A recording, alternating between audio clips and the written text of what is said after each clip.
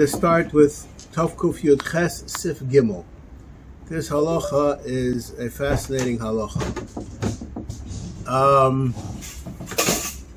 A general muksa question.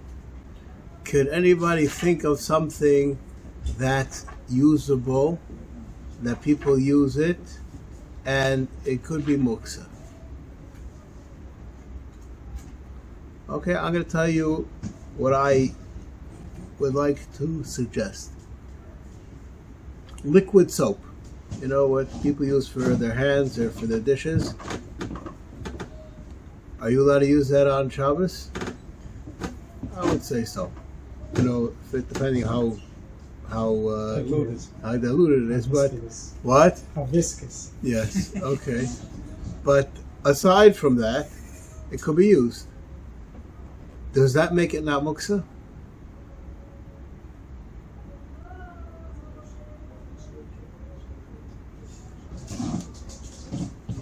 Last week you said everything begins with the default of muksa.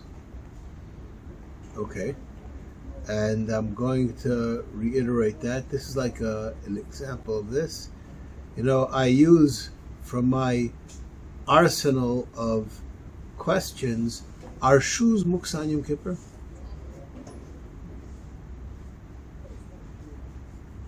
Rabbi Schomburg has a truth about that. Okay? And now the subject, if you would ask me, are shoes muksa on Yom Kippur, I would say the subject, you asked me that, I would automatically go to the halacha, is a beged of shatnez muksa on Yom Kippur, which there's a discussion on Shabbos, which is a discussion in Shulchan Aruch. But there are things which are not a kli, and not oichel, and not meichel behema. If you look at the beginning of Siman Shin Ches, it has a list of the different categories of things, what these could be or not be, in order for them to be muksa. And there are some things which don't fit into a category. One of those things, which is probably the most bothersome to people, is medicine. Medicine, besides that you can't take medicine, medicine is muksa. Why is medicine muksa? What is it? It's not an oichel, it's not a kli, it's something very useful, but it doesn't have a box to go into, and therefore it is muksa. If, and I'll just use this as an example, this I spent quite a bit of time on when I was learning muksa. If a person is a chayla and he has medicine that he's taking, what is its status? Does it become like a oichel, or does it become like a kli shemalachto leheter? And the nafkamina would be where you're allowed to move it. Are you allowed to move it michamel itself? Okay, well, this is like, this is like an ongoing, a very long subject. But one of the things which are in that subject is a spit. This is the halacha which is lokach eitz she'eino miyuchad l'shpud v'tzala boy basar. A person took a piece of wood. He was in the forest, and he took a piece of wood and he used it as a spit to roast his meat on it. Osur l'taltala achakach. You're not allowed to move it afterwards. She'eino kli. Right? So this is an item, you're using it. But as soon as you're finished using it, it becomes muksa. And you can't be metalted. Ela shamtai umenicha b'keren zavis kedei shlo yazuku bo. Being that the spits had a sharp point to them to stick into the meat, so you have to make sure that people don't get damaged by it. Fa'afilu ein lov basar klal, it's still muksa. But when you're making your food, for echel nefesh, you're allowed to be metal to muksa. So you could use the stick as a spit. Now, I'll just mention, it doesn't say that a spit is not a kli. It says if you took a piece of wood and you substituted it for a spit, it didn't become a spit. Okay? and therefore it's just a piece of wood, and just a piece of wood is muksa. And there are many things that have to do with this. Another fascinating question which the Paiskim discuss is a sakin shel shchita an yontif, is that muksa? You're allowed to shecht, but generally speaking, a sakin shel shchita is muksa. So if you're going to be shechting, you can do whatever you want for that purpose, but did it become a kli shel heter regular or not? These are all things which are discussed. Okay, say the Mishnah Berurah. Hasn't it didn't change perhaps because of the situation that people don't do shechita on Yom Tov anymore? Every yontif, when I say Erev Tavshilin, I mention it. I'm not sure I understand the basis of your question. Somebody who has a sakin shel shchita uses it, right? On Yom Tov? I would say so. I thought there's no shechita on Yom Tov now because people can get all the meat they want like from beforehand, and there's no reason to do it. I'm not a showcase, but I'm just imagining that's in the seals. The mitzias is that there is, shchita is done in mass in general, right? That is not happening on Yontif because we don't do production.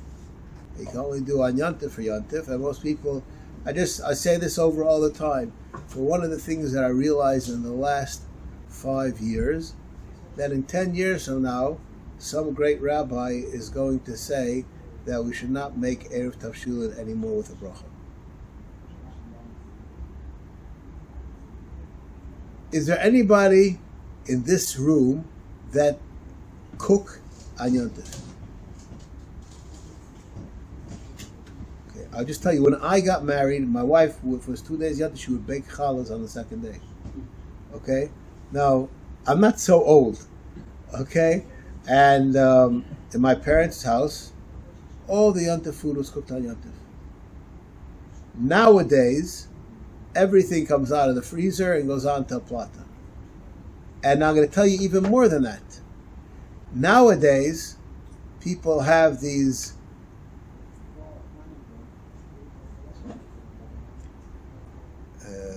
can't think of the word. These stoves that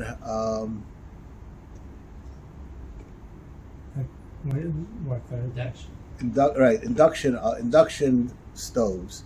You cannot use those on Yom Tov. Or even the ceramic. That theoretically, the ceramic, you could put it on a Shabbos clock or something like that, right? Okay. You probably What's could. Why The induction, when you take the pot off, it turns off. It works with a magnet. It works totally good. No, okay. I mean, the ceramics are also have sensors everywhere. Okay, I'm just saying, nowadays, if you wanted to cook, it's not so simple to cook. So, what are you making Erev Tavshilin for? Lighting the second day, lighting the candles on the second day. I hope that's not what you're doing it for. Why do I say hope you're not going to do it for?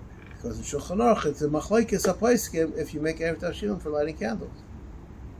Could be you don't need Erev Tavshilin to light candles. So, in the 2 days in Shulchan Aruch, it's not so clear what the halacha is. We make Erev Tavshilin because we may cook.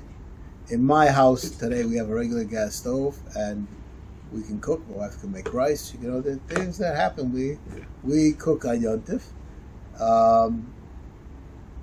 But I'm just saying, I believe in 10 years' time, somebody will realize what I'm saying right now. I don't think that I said anything that's astounding for the person that's with it, right? But so then, what are you making Erev Tavshilin for? Yeah, if you put food with liquid in on the platter on Friday to heat it up, so you wouldn't be allowed to do that on Shabbos.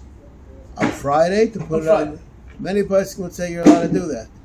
Your food that you're talking about is already cooked. Yes, but it's got liquid in it. Yeah, so that's only a Isser maybe of Shia, not an Isser D'Oraisa.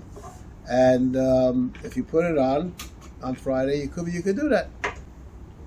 All right, depends when you put it on. But I'm willing to say most people's stuff is on the plata with enough time. You know, I'm willing to say that most people are not doing something which really demands that they make Erev Tavshilin. Do you agree with that? Being recorded? Yeah. Yes, I agree. Okay. Okay. No, I'm just saying. I think that that's the situation. So the question is, what are we making Erev Tavshilin for? I'll just. Oh. Erev Tavshilin. Yeah, it's here. Right by the end. What is the Rav suggesting? We should just say the formula, but not say the bracha. I'm just reading a Machaber right now.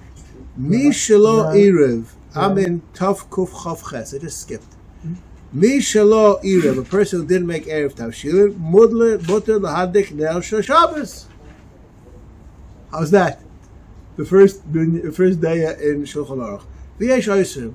Okay, this is just you want to know where it is. It's Tov Kuf Chav Ches. Chav Zayin Sif Yutes. Okay, so I'm just saying, you know, this is like one of those things. So, what are we making the Erev Tavshilin for exactly? I'm not really sure, but you know, people have all kinds of things that they would like to do. But this idea that you're allowed to move muksa for oichel nefesh is very important, and many people use that heter because many people they light candles and there's this little disc that's left in the bottom of the kosit. That is muksa, and in order to light another candle you have to take it out. So Rabbi Kiva says you're allowed to take it out because you're allowed to be metal to muksa for eichel nefesh, and having candles when you're eating is eichel nefesh. Okay, so just since we said this Ramah, I'd just like to bring it to a practical purpose. Since, as the Rav said previously, now we've got electric light. That's another question. We don't need the candles for light, so moving it like well, this is a very serious question. If we ever learn Hilchos Hadlokas Neiros in this year, not in the year that I say on Friday night, we will discuss why is it that we light candles altogether. Could be it's not necessary. I'll finish with Sarab. You're allowed to move the ladder to get down your birds. Sulam shel aliyah, which is a taller ladder, also betilto. Okay. Lahoitzi graf shel rei ulachziroi dina kashabes. A graf shel rei is a potty, and that's in the olden times they didn't have bathrooms. That's what people would use. You're allowed to remove it, to empty it out, and bring it back, just like on Shabbos.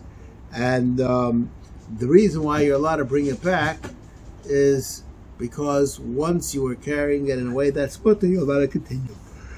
Okay. Would that also apply to taking out, like for example, the bag of kitchen waste to throw it in the main trash in the street? I don't think it goes exactly together. It's not so clear to me. I'll just I don't want to get too much involved in Iyun and Halacha L'Mais in the same second because they don't necessarily go together so simply. It's not clear to me that you're allowed to take your garbage out on Yom Shabbos or Yom Tov. Your garbage is muksa. Correct? Is there anything you can do with your garbage? It's called refuse, right? That's the word, right? Yes, yeah. So why should you be allowed to take out your garbage? For example, you've got little kids running around the house and you don't want them to touch it. The bag. Get it out of the way. I'm not sure if I had a bag of gold and there were little kids running around, would it be permissible for me to move the bag of gold? Well, I'd remove the kids.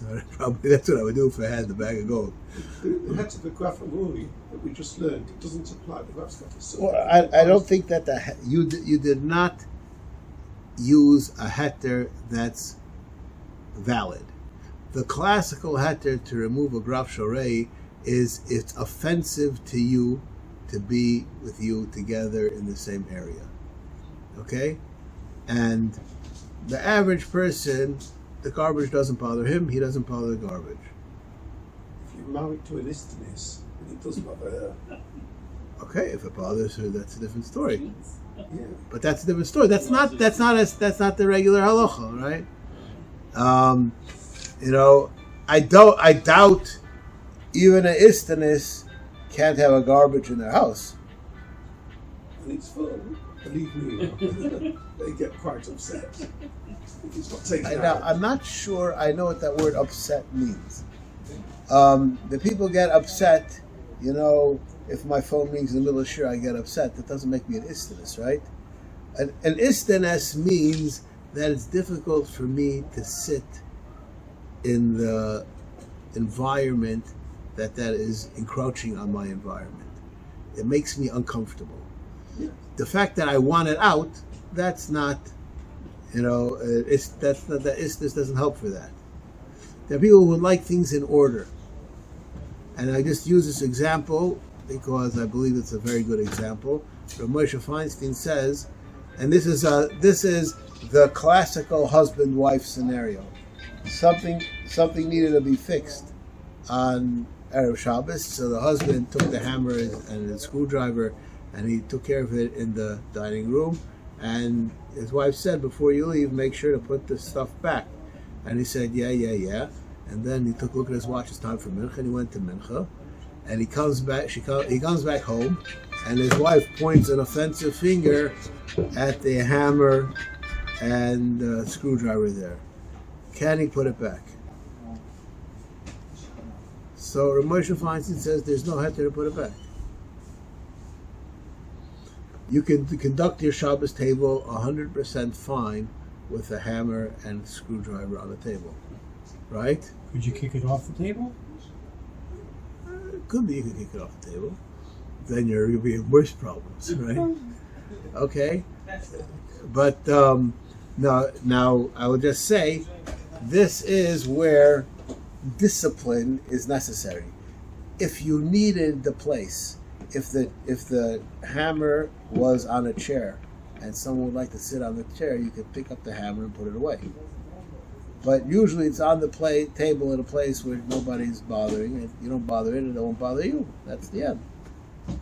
And the average lady will not be happy with a hammer on her Shabbos table, right? I don't think you have to even be an istanis, right? But the fact that you're an istanis is not going to help. She's not so led. She doesn't. It's not offensive to her for there to be a hammer there. It's not nice. So that's not going to be a good heter. Okay. I've seen people take the waste and put it in a bag, and then they push it out of their apartment and leave it in the common stair area of the building. And who does that bother? I mean, it's not pleasant to walk past someone's waste in the building, is it? So you want to take it out for them? No. I don't know what you're. I would just say as follows: if they were already allowed to pick it up, to take it out, they're allowed to take it and put it into the garbage, wherever it goes. So they shouldn't. It's not an Right, they should leave it in the house where it was. Yeah. Okay. All right. Behema shemesa v'yomtiv.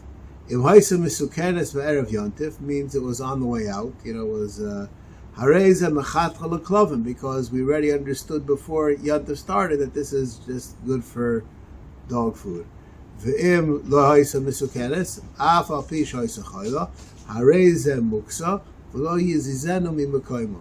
So the animal dies, and you are without recourse to get rid of it. Okay, this is a fascinating idea, and this is, again, the people have animals. You're not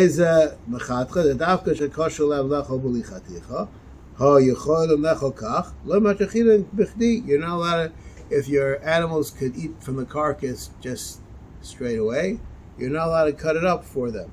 Okay, if wasn't before Shabbos, then lo yizenu mikaymo.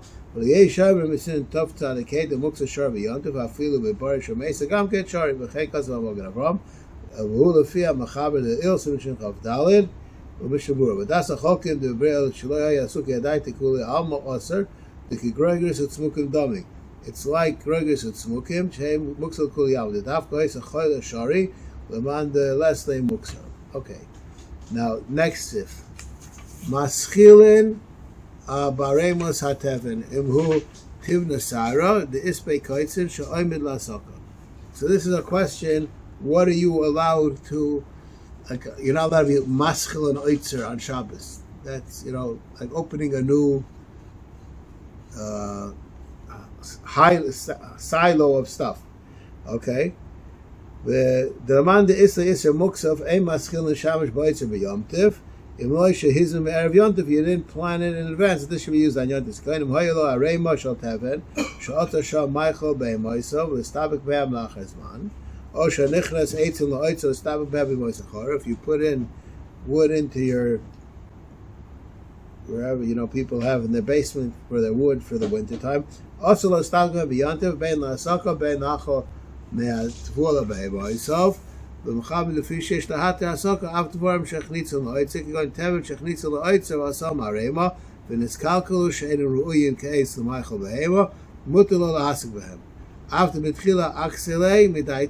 so there are certain cases where you're allowed to do that. Okay. If it's musach mode, then there's situations you're allowed to. Okay. Noislim eitzim hasmuchim ledofnei hasukkah umasikim behem. You're allowed to take the twigs that are around the sukkah and make a fire with them. You're allowed to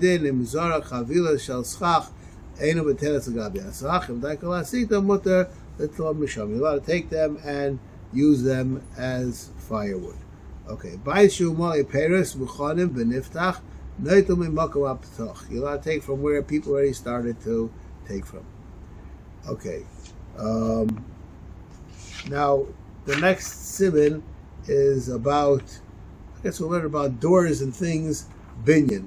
Misalkin trisem achaniyos umachzir noisem b'yontiv. You're allowed to take off these, removable doors and put them back. Kedei lahotzi tavlinim shutzorch lehem v'lo yivno misimchas yontiv. Since you need to get to the tavlinim, you're allowed to you should not have a lack of simchas yontiv. That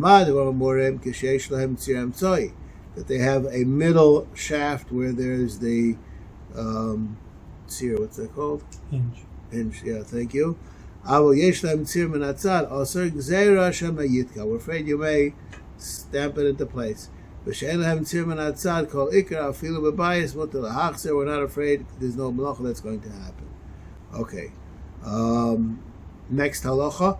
Kelim shem mufutzolim. You have kelim that they are modules that come in pieces. Kigo menorah shel chulias. You have a menorah that has chulias are pieces that go together. Joints. Yeah. Okay. That's couldn't think of the word. Okay. V'kisei v'shulchan shechatichos chatichos ma'amidin ra'isum b'yom tiv v'hu shelo yiska. You're allowed to put them together as long as you don't do this thing called yiska. This idea of yiska is binyan b'kelim, and you're not allowed to do binyan b'kelim. Whenever I have to speak about binyan b'kelim, I know that people do not have an understanding of what binyan b'kelim means. If I have a broom and a broomstick, and I attach them together, I am over on binyan b'kelim on Shabbos or on Yom Tov. If I have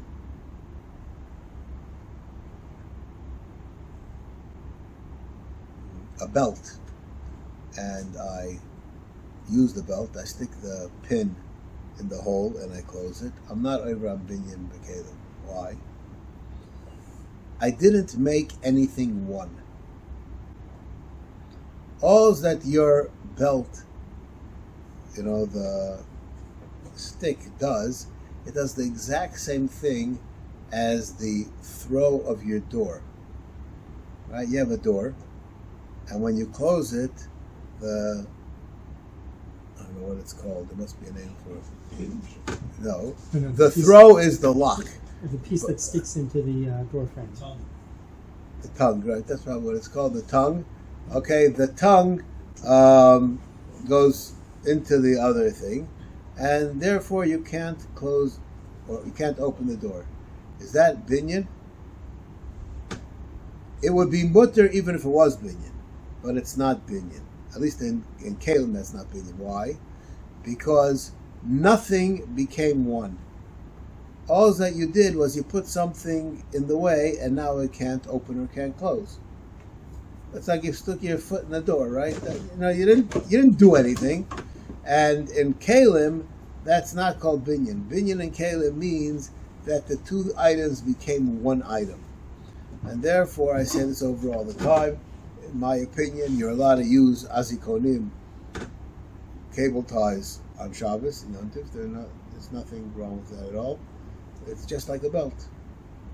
It's a chagurat clutch. That's all it is. And the fact that it's permanent, that doesn't really make much of a difference in my opinion. But anyways, so this is the halacha over here. You could put together these things as long as you don't make them into one. Now, the classic example of kalim becoming one, I think that the broom or a hammer with its handle, and where there's a big machlekes of paiskim are things like Lego.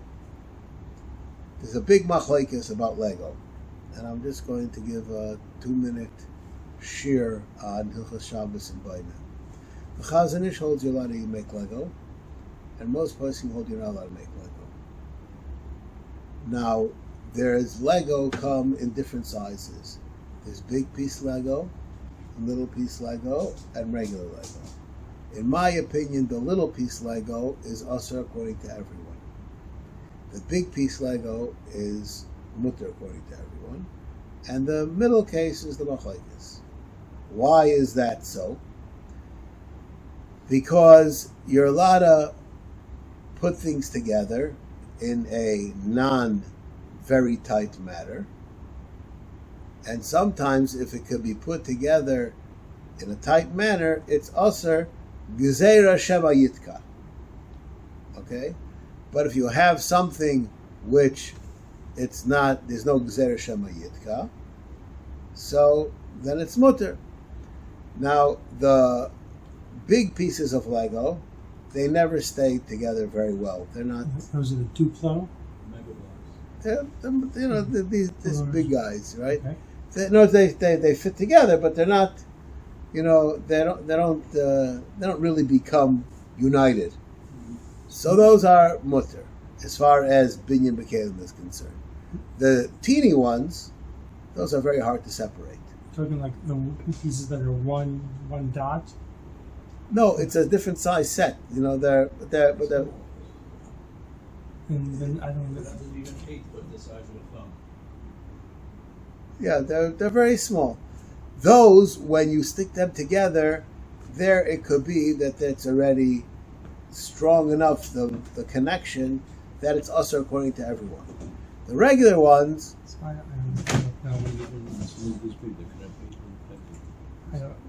There are only two sizes of Legos I know. There's mega blocks. It's not Lego. okay, but this is the concept.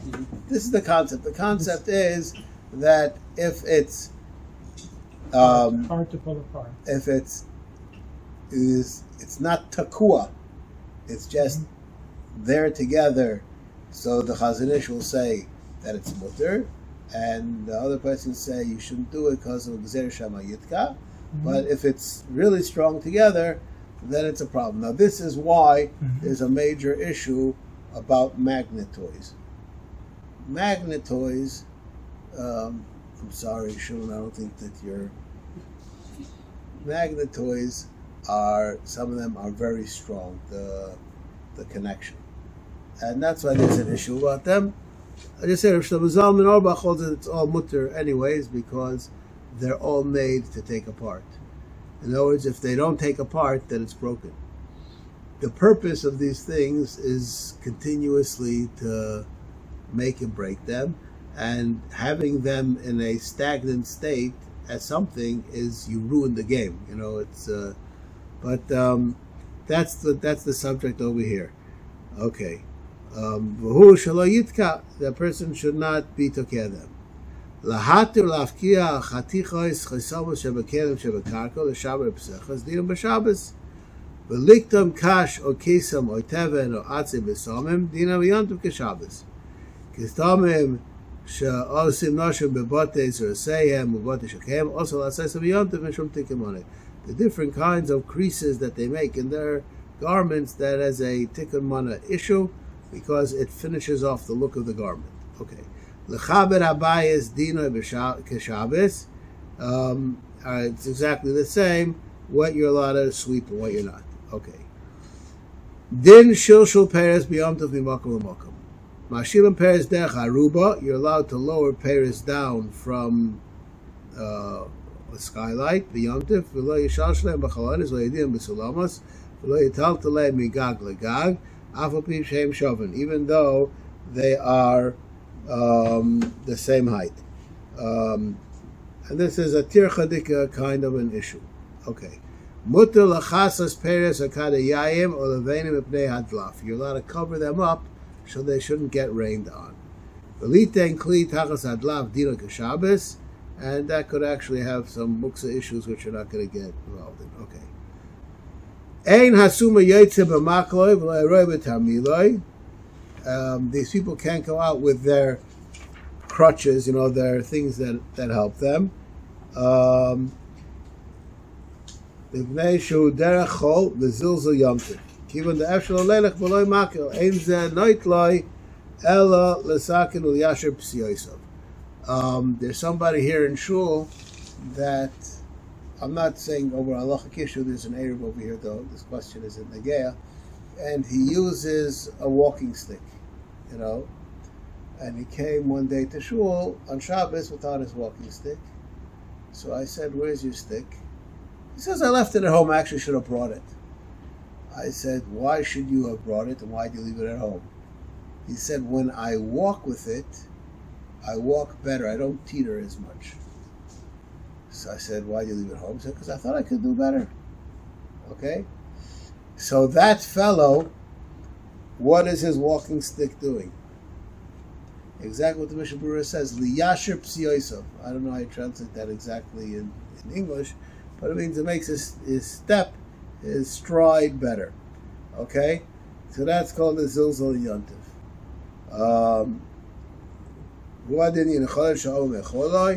He has the same halacha.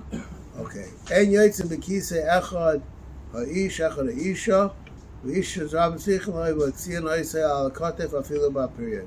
If a person is needed by the tzibur, you're allowed to carry him out. Mishan is kavsu gidei shaykov yochol lotis b'makla. A person who has difficulty, really can't walk, he's allowed to take out to go with a stick. Okay. Next siman. Mesirin zuvim handitlim bebehema afapim shem oisil chabura. You're allowed to remove these pests from the animals. You're not allowed to scrub the animal with the scrub brush, because besides for rubbing the animal, it takes off hair, and that's an issur. You're allowed to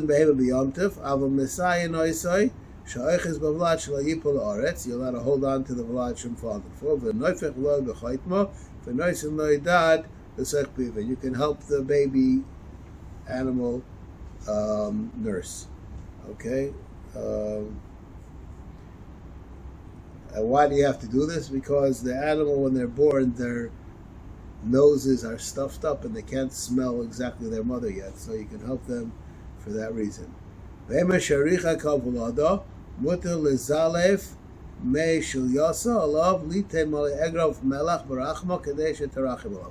allowed to cause the mother, shoos away the kid. There are ways to bring the mother back to be interested in the child, and you're allowed to do that. You can't do it to a behema that's tameya. Because that's the normal way that they interact. Okay. Ein oilin al gabi ilon, v'lo reichon al gabi behema, v'lo shoten al pnei hamayim, v'lo mistapim lahakos kaf al kaf. These are things which are also on Shabbos. Can't do them now either. V'hem metapim lahakos kaf al kaf, v'lo meraktim, v'lo donim v'lo makachim v'lo kanzim v'lo miyavim v'lo magarshim v'lo cholzin. These are all these things which shall not test. V'lo mafrishin trumos u'maisros. The din pinyin aben dino kashabos. V'aylich shel namates. All these halachas. Shchiv beirah shetakuf le'alma tova shari legaresh afilu b'shabos. Now I would like to say something about Shchiv beirah. This is a very important maramokum. This is my own maramokum, and I say this very seriously. The Gemara in Gittin, in the 8th parak, says about a person who was going to die, and he didn't write a will. So sometimes you're allowed to have a person who Chal Shabbos Day Goy to bring his family there, or you could somehow have a Goy write a get. There are different things that can be done, because Shema Tita Folavadas, and he will die. Okay? Now, from the questions which I get asked very often, and I'm a very strong naysayer as of today. I believe in 5 years I'll have a different opinion because of things that are evolving. People have to go to have a baby, and it used to be that the husband went with their wife. Then people started having doulas. They have their mother and their husband come. Many people come to them. As a friend of mine, Rav, says, soon they'll see a sign that say, all the people that want to go to the birth of Mrs. X could meet at this and this bus stop, Now, why has all this happened? All this has happened for a variety of reasons that have nothing to do with necessity. The Chazon Ish made it very clear that someone should not go to the hospital alone. You should have somebody else there to be mefakeach on the case. Now that person could be the husband, it could be the mother, it could be a sister. It doesn't make a difference. It just has to be, we'll call it a person. And that person can also be the person that's comforting to the lady. To have two people come, it's hard for me to see that there's any pikuach nefesh reason.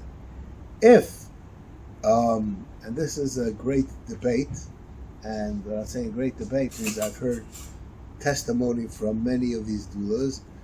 Do doulas help out medically? Now, if you ask the doctor, they'll say that they don't. Okay? You ask the doula, it depends where she learned, and some of them really believe that they help out medically. There's one doula that I know very well, and she says she can show me the statistics of people who use her or her, that same mahalach, have way less breech babies, way less cesareans, and whether that's true or not true is debatable. Now, I'm not right now making a statement on the subject. I'm saying it's debatable. If it's a real thing, so then you could have such a doula come, because just like you can have a doctor come, if she's going to expedite and make the birthing process expedited, a healthier experience, then it's permissible. But if it's just a comfort issue, then there's no heter as far as I know. Now, when I say this over to people, they say, what do you mean? You're allowed to do whatever the lady wants. So I quote Rav Shlomo Zalman Auerbach. What would happen if the lady says, would you please go to the newsstand and buy me a newspaper? I would like to read the paper. Are you allowed to go on Shabbos to buy a newspaper for her? Why not? Because it's Shabbos, huh? And what about if today everybody's reading the paper? So Rav Shlomo Zalman says the cases that are brought in Chazal are where her Zesuvei Daipta is to bring a candle so that the doctor could see. And even if the doctor says I could see enough, but the purpose is a medical purpose. It's the suvedaita in the medical aspect of whatever the issue is. But if it's something that's just for her comfort, so Shlomo Zalman says there's absolutely no heter. Now, even though that's true, I'm going to make a very grand statement. You never know what could drive somebody crazy. Bemet, I'm talking about crazy, and if that's a situation, then that has to be discussed on an individual situation. But by and large, the purpose of these helpers are not to the point that without them the lady would go crazy, bemet, and therefore I don't see that there's a heter to have them come. If they're coming with a goy and they're not doing any malacha d'oraisa, then that's a totally different issue. That could be that that's permissible to be done, and if they're picked up together, that there's, but I'm just saying over the concept is a concept people are not aware of. Okay, let's stop.